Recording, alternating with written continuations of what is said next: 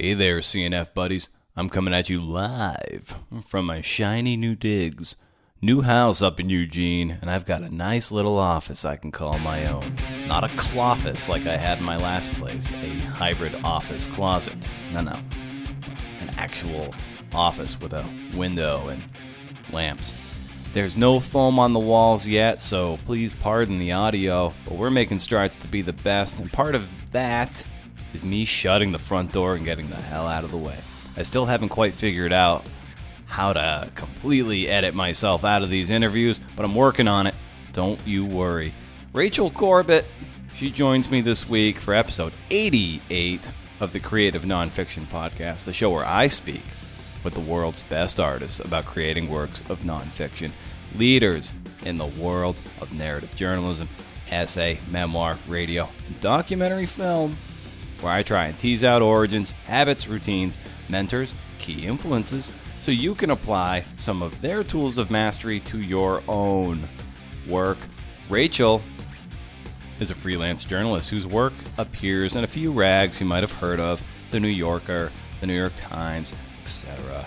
She's also the author of You Must Change Your Life, the story of Rainer Maria Rilke and Auguste Rodin. She is at Rachel N. Corbett on the Twitters. Rachel hits on some key points about carving out your own niche, how things come easier when you stop trying so hard, listening versus talking, getting away from the work so you can come back refreshed, and the power of being dumb and defeated.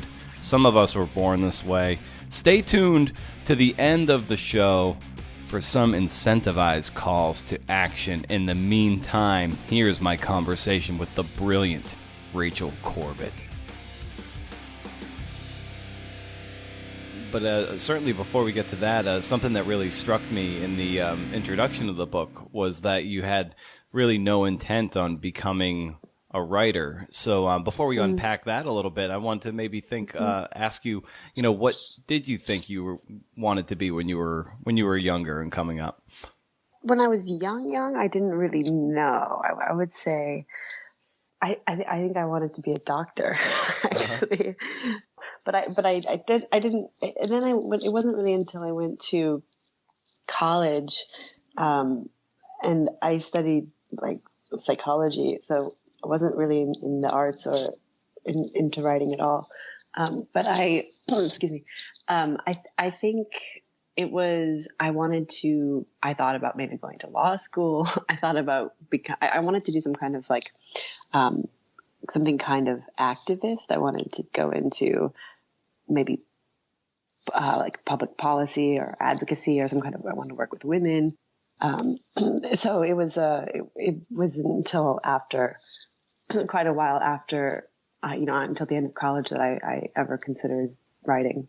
Yeah, and what was that moment like where you made that pivot, where something clicked in your head that was like, oh, this is the direction I'd rather go in? I had this professor in college, and I was finishing college, and I was sitting with her and having like a kind of like end of the year meeting, and she said, what are you going to do now? And I said, I don't know. I'm thinking about moving away. I really just wanted to leave Iowa. And I said, I might just move to Chicago or something, or Minneapolis, and get a job and figure it out. And she said, well, you're a good writer. Why don't you go to New York?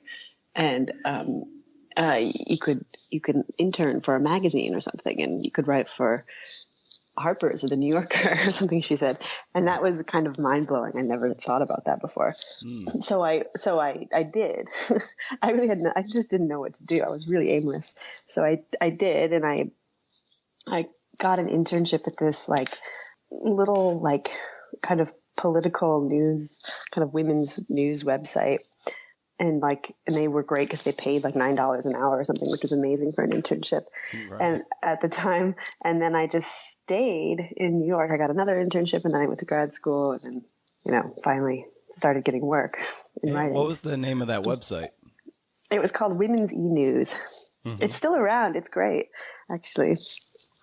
They just do kind of like, it's very small. They publish like a couple stories a day, just about very global kind of women's health issues, politics around the world. And as you arrive in New York and get this internship, what was your experience with, writing articles, and what were some of your early, for lack of a better term, like growing pains as you were looking to, craft stories for this website? Well, I think at that point it was just figuring out how to not write term papers and how to write journalism. Right. Because I was right out of school, so I didn't really know.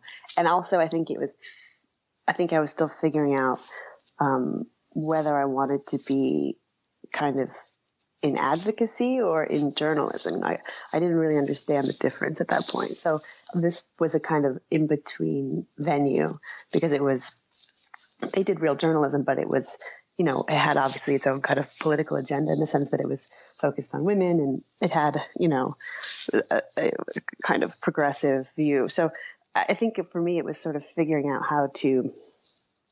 whether I wanted to really go into maybe like the nonprofit world or really go into journalism and writing, which would mean kind of taking a different, kind of putting my politics in the backseat a bit more, I think. Mm-hmm. And that was kind of a defining moment for me, realizing that I kind of had to choose. And I'm happy that I did in the end. I'm happy that I did go the way I went. But it was, I think that was, it wasn't immediately obvious to me. I think that happens with a lot of young people when they're starting out. It's very hard to be a good opinion writer. And I think it's something you have to really develop, and not everyone can go in with a point of view. Yeah, and I think with a lot of, or maybe a misconception with a lot of opinion writing, is that that it is just simply hot takes, and that there isn't a whole lot of research or reporting that can go into something that's an opinion based. So some people probably think that they can just go in and just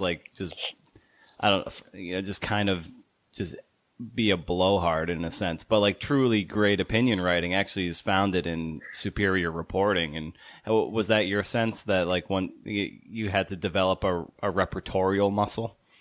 Yeah, exactly. Because it doesn't read that way. Like the best writing, of course, reads like it's very easy, and like it's like they just had all these facts in their head, and they're just great arguers.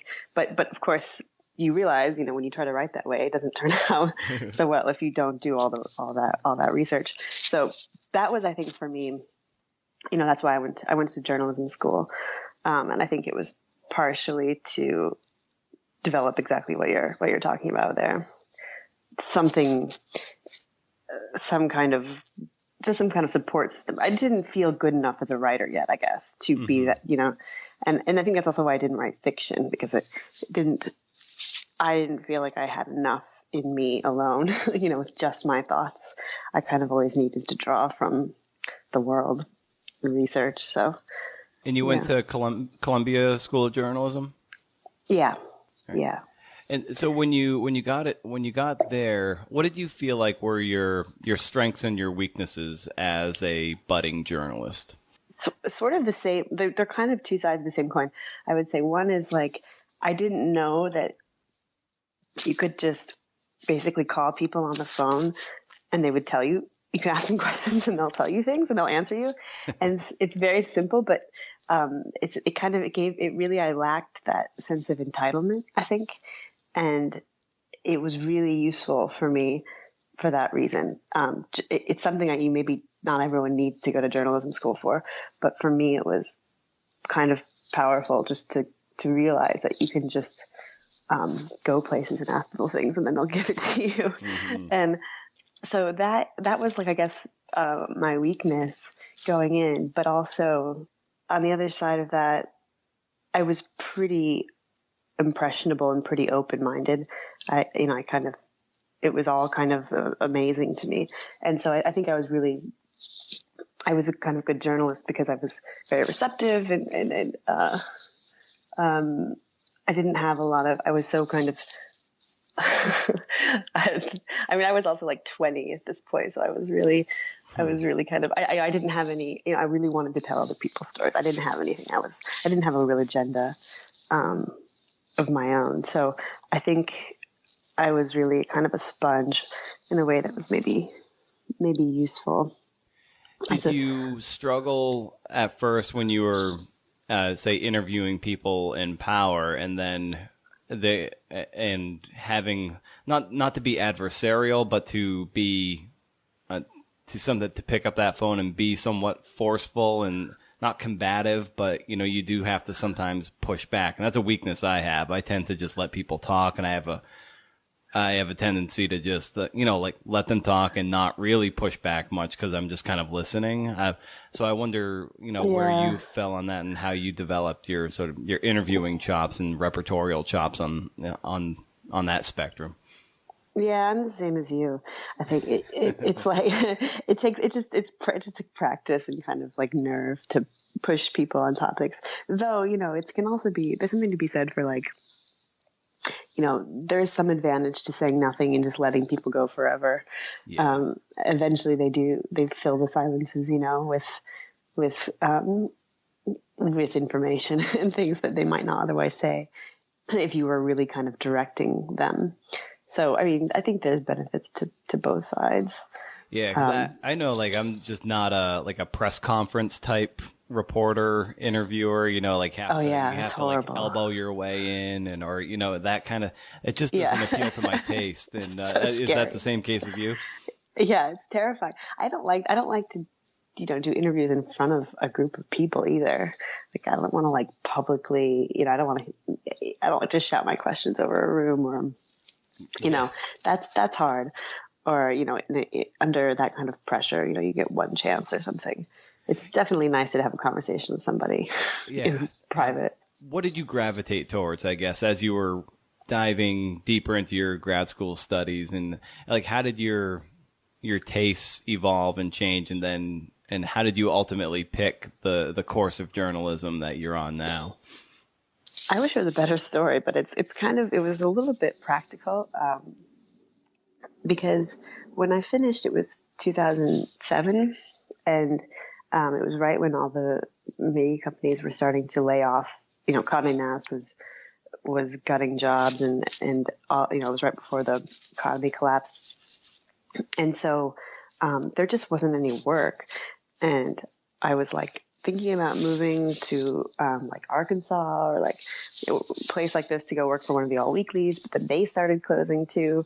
So then I thought, well, I might as well stick it out in New York. And it seemed to be that like the only places that were doing okay or were still hiring were these like higher end magazines, like luxury magazines, and like fashion or lifestyle or art. So I got a job at one of these magazines and started an arts like column there, just to kind of make it more pleasant for myself. Mm-hmm. To have it was a kind of like a fashion, lifestyle, food, travel, whatever.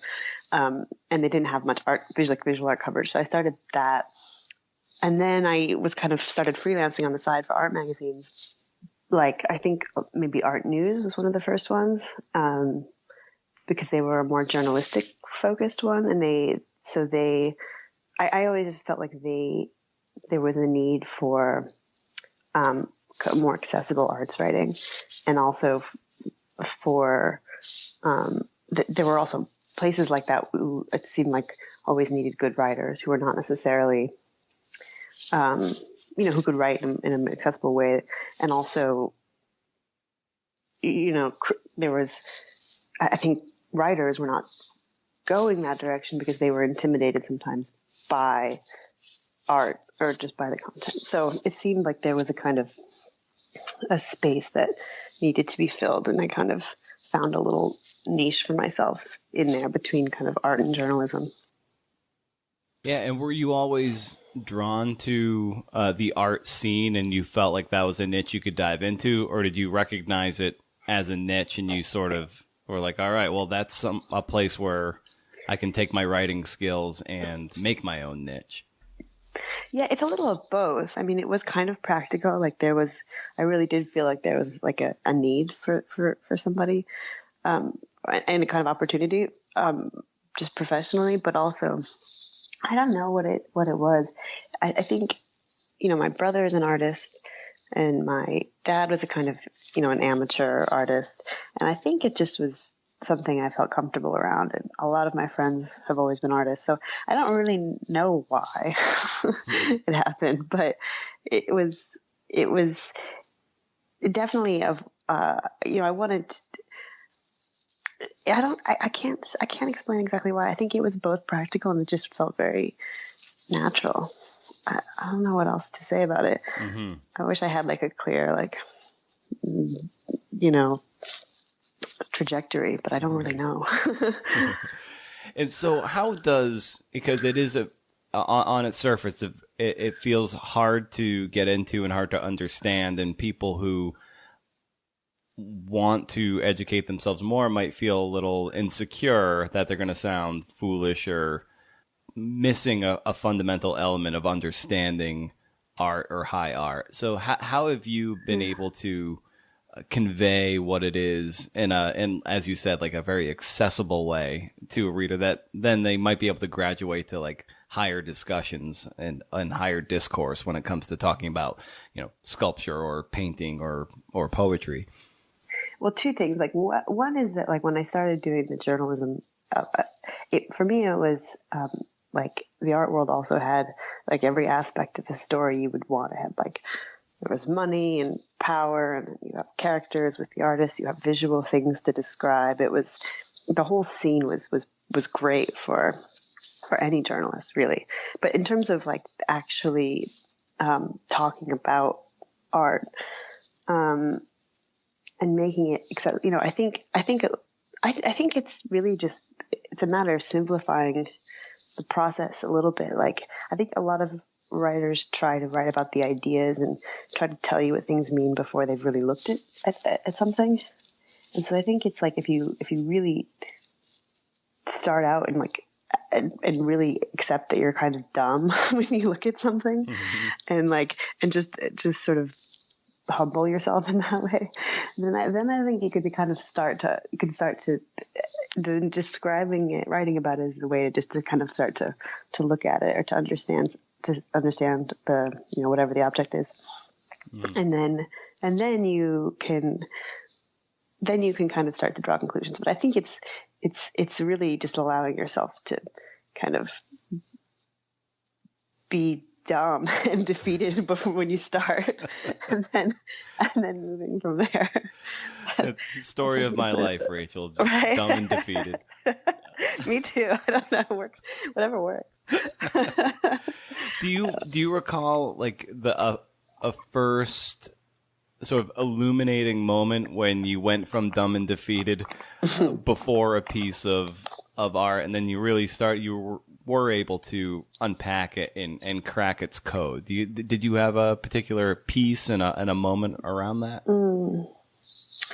Oh, that's a hard question. I mean, probably, yeah.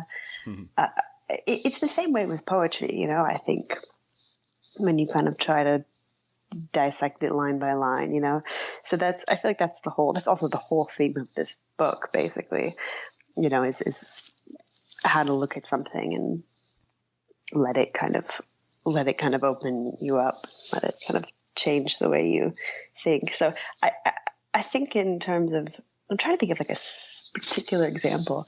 I did it a lot with Rodin's. I spent a lot of time trying to figure out how to describe those in the process of writing this. So going to like the Philadelphia Museum or something. There's a Rodin museum in Philadelphia. Things like The Man with a Broken Nose, or some of his hand sculptures. Could spend a lot of time because they're so kind of narratively driven. His figures are so, they have so much drama in them that you can really kind of spend a lot of time imagining the stories. Yeah, it's kind of amazing that something that is static by its very nature is actually incredibly kinetic if you just stare at it long enough. Well, and that was certainly what he really wanted to convey more than anything, probably, is that sense of a kind of a movement or a kind of inner turmoil or a striving towards something. So that was definitely his project, you know.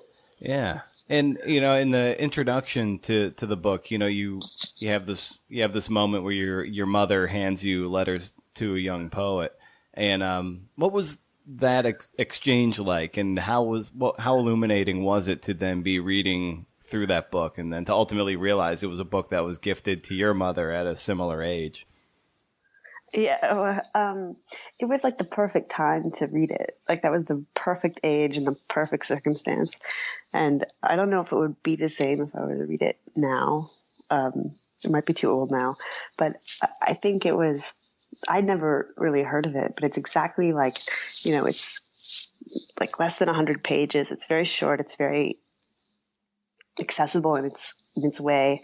And I was just like, I don't know what it is. It just turns, it's, it just makes, like, it's that for that age where you don't, everything is a little bit undecided, and you have this kind of aimless will towards something. Like, you have all this desire, you have all this like longing to do something, but you have no direction, like no place to put it. And it kind of, I just felt like that book really puts you at ease. It kind of says it's okay to not know. It's okay to not have answers, to not have money, to not have anything, to be alone, to be completely, without anything. And so I think at that age, when you really feel like you have nothing figured out, it's just the perfect, it's very comforting. And she was actually given to it by, she had this boyfriend who was leaving the country. Like, he was taking a job out of the country, and he gave her this book when he was leaving. Mm-hmm. And she had never read it before, so she read it then, and she just thought it resonated with her. And so when I was finishing school, I think I was just finishing college, and I was just like lost and trying to figure out where to move, she gave me that book. And I, never expected my mother to give me a book that I would like, but it was amazing. I read it like 4 times immediately. And then I kept reading it every maybe couple of years. I still have it. And did you find that, reading that book, it allowed you to cultivate a certain sense of patience with your own work and your own career, that if you just kind of put in the work, that good things would eventually come to you? Yeah, I mean, it's a weird, I don't know how much like actual practical advice there was in that book. I don't know if I really carried it with me, but it's definitely comforting.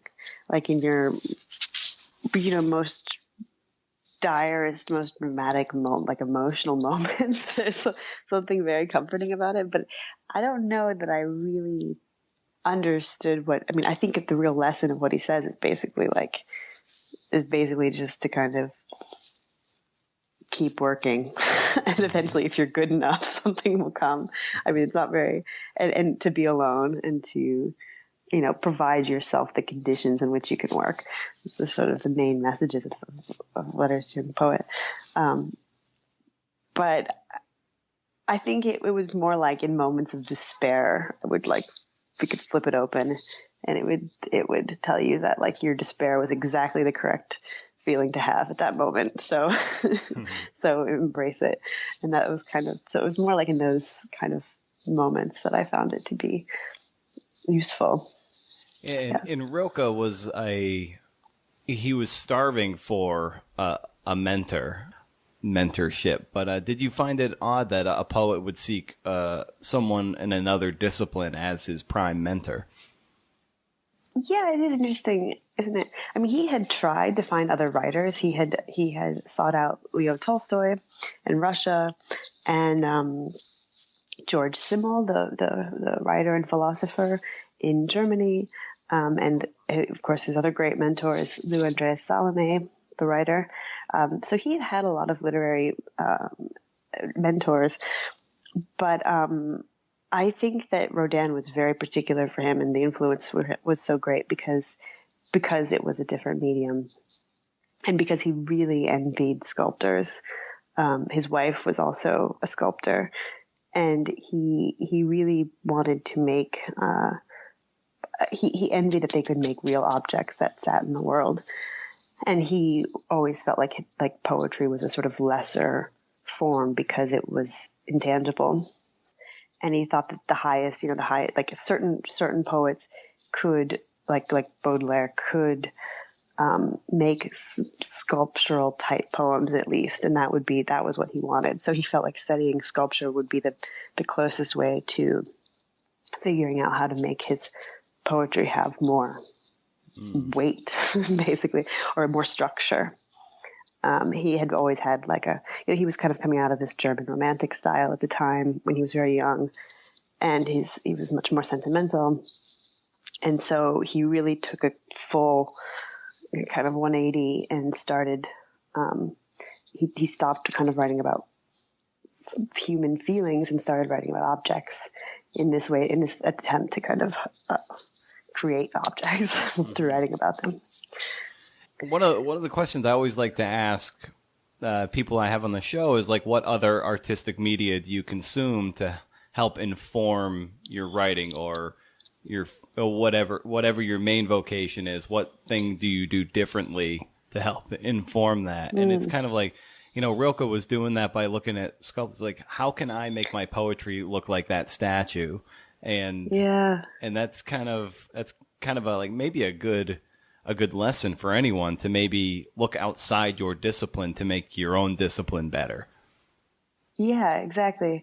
And I think it has to do with just that process of observation, less about what it is you're looking at and more about that kind of careful study of how it was made. And then once you really understand how that thing was made, step by step, you can kind of, that close attention, I think, is the best lesson. And you can kind of understand how things are done. And I think that's really what, I think he could have probably done it with music, or he could have probably done it with dance. I don't know. It just happened to be sculpture in this case. Rodin was very much, it was like work, always work. So maybe it was one of those things where, you might idolize, or, you look at someone's finished products and you think it just came into being. But maybe Rodin grounded a sense of work ethic and rigor in Rilke in a sense. And also to us, the reader, that is just ultimately you just got to sit down and do the work somehow, and how illustrative that can be, and then the final product will speak for itself. But it is an ugly process that eventually elicits beauty, but you have to be willing to deal with those ugly middles. Right, exactly. Yeah, that's well put. And he had his Rodin's example was to be they were sitting together one day by the pond or something, and Rodin plucked a mushroom from the ground and turned it over, and he showed Rilke all the gills on the underside of the mushroom, and he was like, see that's good work. Or cathedrals, he really loved the Gothic cathedrals because he felt they were really a testament to the power of labor and one brick on top of the next for hundreds of years. That was to him the highest form of artistic achievement, something that where you can see it results in something completely different. The transformation happens through kind of a tedious process, and that was certainly what he taught Rilke to do. To start small with a mushroom or a rock or a leaf or whatever, and to describe it, and then from there, something that whatever the magical transformation into art that happens naturally, kind of along the way. Whereas, that's why you can't start on the other side. You can't start with the meaning, or you can't start with the artistic message you want to convey. You kind of have to start and then with a simple thing, and then you discover it along the way. In your own writing, in your own practice of writing, did you have similar moments of elucidation of when it was, I don't know, whatever influential books that you had, and you saw those finished products, and, as you were starting to get to your own finished products, did you have those like a moment of a eureka moment that, oh yeah, like it was work for them, it's work for me. I just have to endure and persevere, and then I can get to something that's very fully formed at the end. You know, sort of like, you know, Rodin picking up the mushroom, be like, oh, this is good work, but you know, you gotta grind through it. Yeah, well, that's writing a book, isn't it? Like, that's the whole thing. Yeah. That's the whole. I mean, that was my experience the whole way. Kind of, you know, just like it was just a process of frustrations. I think, you know, I think of it just was like going to. I would just spend every day in the library, and just kind of, you know, you put down all the facts. Because it's nonfiction, so everything has to be correct and careful. And then you kind of sit with them, and then you think, all right, what is this? Have I just written a timeline? Have I written anything of use here? Like, what is this? What do I do with it? And then there's these kind of moments of doubt and frustration, like maybe this is not going anywhere. Maybe there's nothing creative about this at all. And then you know, it happens. I don't, you know, eventually, you know, there were plenty of those moments that I don't really know. It's hard to tie them to anything. Mm-hmm. It's just like, you know, it's usually when you stop, you know, trying so hard. Right. Like something happens. Yeah, you just got to get unbridled and just let it rip. Yeah, right. Yeah. Or it's like kind of when you get, if there's so much about it that's uncreative, you know, like just, like the when you're like, for me, I always put down like all of the I just make sure all the facts are correct. So I'd always do that first, and it's so kind of hollows you out. It's just really tedious and really boring, kind of, and it's useful. You learn your subjects, but in that process, you can kind of you have to go away for a few days and then come back and then look at it fresh, I think. And then maybe you'll see what's actually kind of magical about this information, you know? In those moments when you had to, say, go away for a few days, what would you do in that time to help recharge yourself so you can come back to the work fresh? Well, I would just try to do something completely different, like not think about it at all.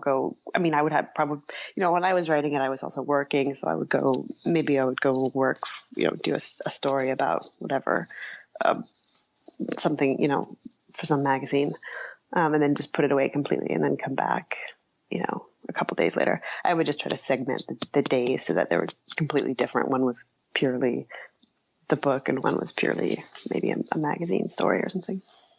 And how do you keep track of that and schedule your days so you can make the most of it when it is, say, book day versus magazine deadline day? Like, do you have a particular practice so you can keep things straight? Yeah, I just plan it out ahead of time. I just try to decide like which days will be which, and I usually change locations. like I would go to the Columbia Library usually when I would work on the book because it's quiet and you know, I can't get phone calls and stuff. So and then when I'm writing for, you know, doing journalism, I'd work at home or I'd work at an office, or depending on, you know, if I would go into the magazine or whatever, or so that usually like the whole structure of the day would be different. And I just try to plan one so that the other doesn't interrupt the other, you know. It's just two different ways of thinking. So it's usually not too hard to separate them out. Yeah.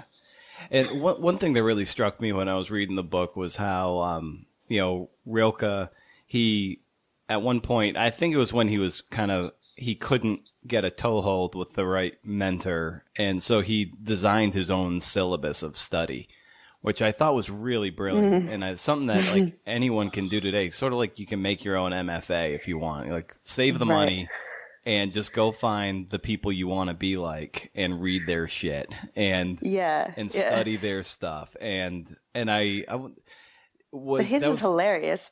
Yeah. Because his was like learn Danish and like learn more about the celestial body, like learn more natural history, like learn the origin of stars. Like his were they were huge.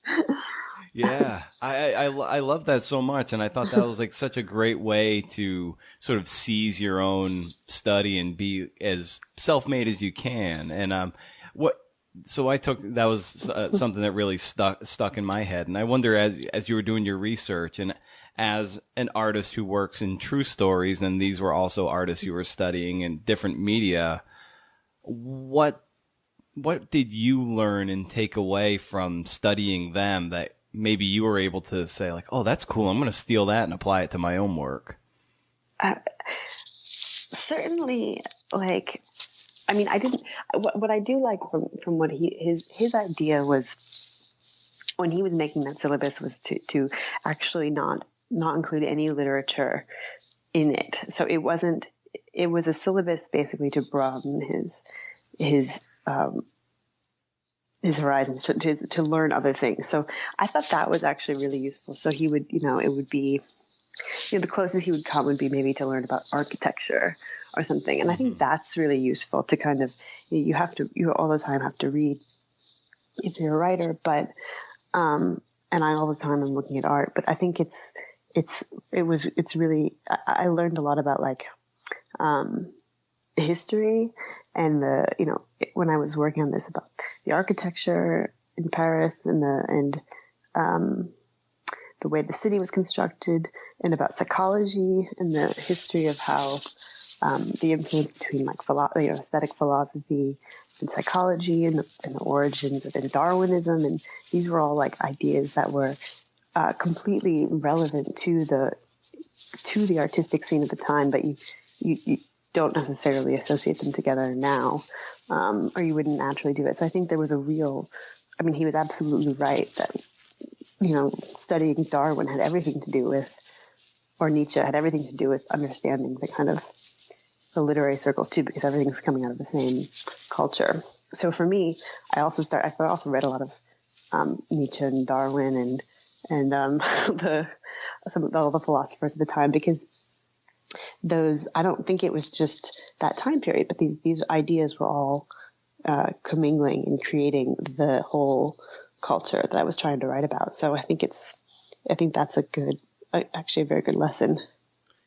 Yeah, and something else in your book too, you talk a lot about the artists, the female artists in Westhoff, Becker, and unfortunately, they're fairly tragic lives, because at that time, Rodin is saying that women in your lives are manipulative and will smother your art. And so these women who are very talented in their own right were silenced in a lot of ways and not allowed to express themselves to their fullest potential. And, given your start as, writing for, Women's E-News and having that bent as a journalistic entry into your writing career, what was it like for you to tell their stories and, in this sort of in this climate too? I was a little conscious that I was writing a story about two kind of, old dead white men, and like in a time when it's, not necessarily, I mean, it's, not something that needed to be done necessarily, but it didn't matter to me. I wanted to do this story, but I think in a way, like one of my, a comment that I get a lot since it came out is that, is about the women characters, and people tell me a lot that they are really happy that they feel like full characters, especially Paula Becker and Claire Westhoff. And that's of course makes me very happy. Because I think it was really hard to find information on them. Not so much Paula, because she's quite celebrated, but, or also Rodin's wife. There was just, because they weren't famous, there's not a lot written about them, but it was important to me to make them whole, because, as dismissive as Rodin was of women, certainly Rilke was not. He always was with extremely accomplished women, and he always admired them and looked up to them and sought them as both kind of mentors and lovers. So it didn't seem possible to really tell his story without telling his wife's, or Lou Salome,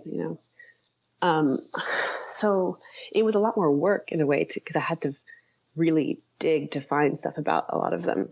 But I think it's worth it in the end because they do, I hope, become real people. And I don't know, maybe it's because I'm a woman. There's something just kind of naturally inclined to make them human in the book. Yeah. But I don't know. It wasn't conscious. It was a great addition. I those are some of the parts of the books that I felt really popped because it departed from the two main figures, and you realize that there were these other influential people, and you got a sense of, sort of their desperation for visibility and artistic fame, but they were just kind of always in the shadows, unfortunately. It's tragic. Yeah, it's really sad. I mean, they all have kind of sad endings too, unfortunately. Yeah. Paula Becker died tragically young, and Camille Claudel ended up in an asylum, and Claire Vesthoff, got kind of stuck raising the kid and, had a career, but not the one she wanted to have, Yeah. So it doesn't, it doesn't. Lou Salome, maybe she's the kind of one silver lining, Yeah. She got to swim with Freud and got to, and all that. And that's another wonderful element of the book too, is that Freud kind of plays into this whole thing. Is that like them, and also the women's stories? Were those elements of the book things that surprised you as you dive deeper into the research? Yeah, totally. I had no idea about the connection between Freud and Rilke. That was completely a shock to me, and it's still not even completely confirmed. I mean, there's this essay that Freud wrote about a walk that he took with his a poet. And it's assumed by a lot of scholars that poet was Rilke, though it's not 100% confirmed. But I never knew that. And I knew that this sort of nascent science of the self that was happening at the time was part of Rilke's story, because he wrote about that, and he wrote about it in it infused his own work, and he himself thought about going into psychoanalysis. As a patient, not as a doctor. And he had his dreams analyzed for a while. So I knew that there was some relationship between the kind of origins of psychology and Rilke's life, but I didn't know that he had such direct contact with Freud, and that through Lou Salome he would have, he kind of rejected psychoanalysis. He decided he thought this kind of romantic view that if you underwent psychoanalysis, it would cure you of both the angels and the demons. So he might become happier, but it would also take away his creative powers. So he didn't fully submit to the doctrine, but he was able to take from it here and there through Lou, who was a student of Freud's and also became the analyst of one of Freud's daughters. So you see how it plays a lot into Rilke's later life. And as you were crafting the book, and even maybe before you got to writing it, did you have any example or model books that you were like, okay, I can help, this is what I've read, and this will help sort of inform the structure and the sort of this co-biography angle I'm looking for? Were there any influential books that helped you along the way? Yeah, well, the co-biography, that I'm trying to think of it. I mean, I read a lot of biographies. I'm trying to think of what I read specifically, like a dual one. I mean, I certainly read a lot about Rilke. I read and Bourdain, of course. I really loved William Gass's Reading Rilke, which I'd actually read long before I started this project, because it's really this dance between kind of philosophical musings and a dissection of the ways the way different poetry is translated, and he lines up different translations side by side and then takes them apart and kind of shows you how they come to be, and also a kind of close reading of of Rilke's life, kind of told through the poetry. And that book that really stuck with me. And I read it many times. Of course, I read it again when I was working on this project, because it had that bit of everything in it. So it wasn't like it certainly wasn't a dual biography, but it showed you how to kind of put together all the different elements of a life, the creative part, the critical part of, looking at the work. And then, of course, just questioning yourself as an author. That whole book is him sort of questioning the different problems of translation. And I don't read German, so this is something I was kind of coming against a lot, and doubting myself and questioning how I should approach interpreting certain poems or talking about them. So for me, that book was probably the most important. And it's the kind of unlikely model. I don't know if I had a real model. Mm-hmm. I'm thinking about it. Yeah, I read that, there were just a lot of, I really liked, Jeff Dyer had written a really nice essay about the two of them, about Rilke and Rodin, and also about the relationship of kind of, I think it's called genius envy. It's about, and he looks at other kinds of joint of figures like this. I can't remember who the other ones are off the top of my head, but two people where they kind of, two creative, stars that kind of how they influence each other and how they maybe envy each other, and the push and pull between their relationships. And that was, I think, also important to me at the time. Yeah. And is there a writer or two out there that you admire to the extent that Rilke admired Rodin, and someone that you just achieved to be? Or achieve to be is a weird way of saying it, but someone like you aspire to be. I'm sorry. Yeah, well, God, there's a lot of them. It's so funny because it's in different ways. I think a lot of the books that I loved before, certainly, I think William Gass is one of the great thinkers that I loved during these last few years. But before that, I always really liked writers. I think I always liked writers who had really good senses of place, and I loved Annie Proulx or Cormac McCarthy or Michael Gilmore.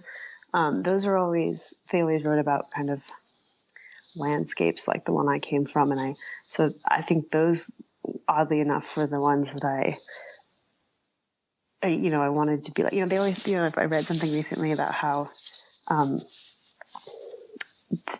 if you look, the subjects that writers are drawn to are often the same subjects that they were interested in before they were 20 years old or before they're 18 years old. Mm-hmm. And so there's a kind of, and I find myself often, I find that to be true. The same, maybe that's why Letters to a Young Poet worked for me. It was such an important catalyst for this book, because I read it at that formative age. And so I think those writers who come from places like I did, and write about the places I come from, that I'm always drawn to them. So I would say those three and William Gass. Mm-hmm.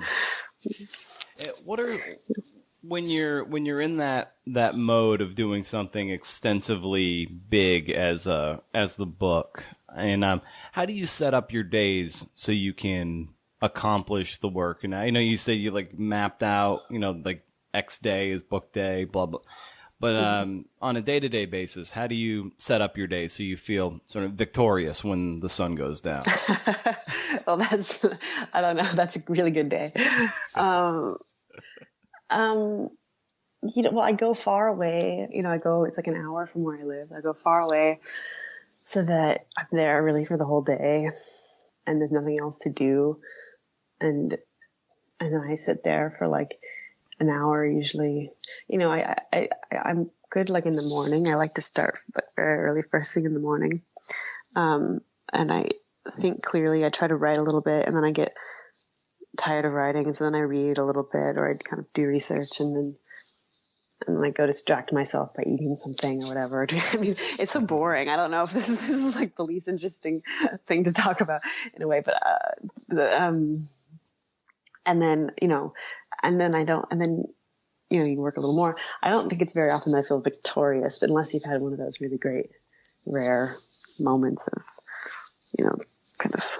Yeah, I guess maybe in lieu of victorious would be like accomplished, like, all right, this is, I hit my word count for the day or page count or, oh yeah. You know what I mean? Like, maybe a better way to say is like, after you've set up your day, like, how do you measure what it means to have had a good day? I think it's like if I had like, if something, a new idea came, I don't have like a word count goals really. Maybe I should, but I don't really have that. So I kind of, hopefully hopefully something moved, I got from one place to another, something was put down, and then like some new ideas came about where to go next, or some little offshoots formed that maybe I could explore that I didn't know were going to be there first. So, probably a little combination of that. Just a little movement, I would say, is good. That's an accomplished day. How do you manage distractions, or when you're a little fatigued from maybe the writing or the research, and how do you avoid going down social media rabbit holes and stay focused? Do you have any sort of practice you like to employ? That's a real problem for me, and I would love to know advice from you or your other writers on that, because I haven't figured that one out yet. I'm really bad. I'm increasingly bad. I don't know. It used to be, I would say that, I guess part of it is I go to the library so that I don't have like domestic distractions. I don't have like, things to clean or laps around my apartment or something, or like doing chores. That's part of it. But then the distractions of the internet are really hard for me because I haven't figured out a way. I haven't figured out a way to work without the internet yet, because I do a lot of research on it. And so I would like to figure out a way maybe to turn it off and just make notes of things I want to look up later, and then turn it back on and look things up and then go back and fill in the blanks, because otherwise the problem is I look things up immediately all the time, and then I do distract myself. And then go down a rabbit hole. Yeah, I think I've heard Neil Strauss talk about a particular app. Oh, maybe it's called Free or something. But what it does is you set up, say, a 90-minute window, and it will block your computer's capacity to connect to the internet. Yeah, it's something that it's forceful. It's not like just turning your Wi-Fi off. Like, it will not let you do it. So as he's writing, if there's something he needs to check, or he'll make a note, be like, okay, when I'm back to internet time, this is what I can look up. So maybe that's something smart. worth looking into. Yeah, have you tried that? I have not, but I should try it. Okay, I'll look that up. It's time to do something like that. Yeah, serious. Very nice. Well, with Rachel, with respect to your time, I'll let you get going. Let me you get out of here by just asking where people can find more about you and your work, and You Must Change Your Life and so forth. Oh yeah, well, my website has everything on there. It's rachel-corbett.com, and I have like there's reviews and events. I do some talks about the book here and there. So there's more information there, I would say, is the best place. And then, of course, you can buy it on Amazon or Indie Seller, whatever. I think that's the name of the indie book seller online. Mm-hmm. Yeah. Are you most active on Twitter, Instagram, Facebook? Yeah, I have all of that. I try to be active. My Instagram is basically just pictures of the art that I see on a weekly basis. That's either great or boring depending on your taste. And then I'm on Twitter too. It's at Rachel N. Corbett.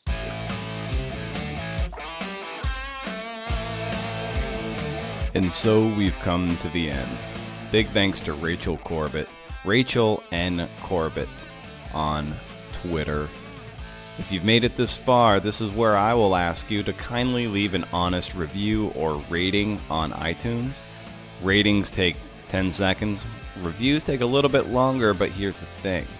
If you do that and you show me evidence of it, I will gladly either edit a piece of your work of up to 2,000 words or provide you a transcript for any single episode of the podcast. So if you really liked my conversation with Lee Gutkind on, episode 60, you will get that transcript with hyperlinks and all sorts of goodies in there.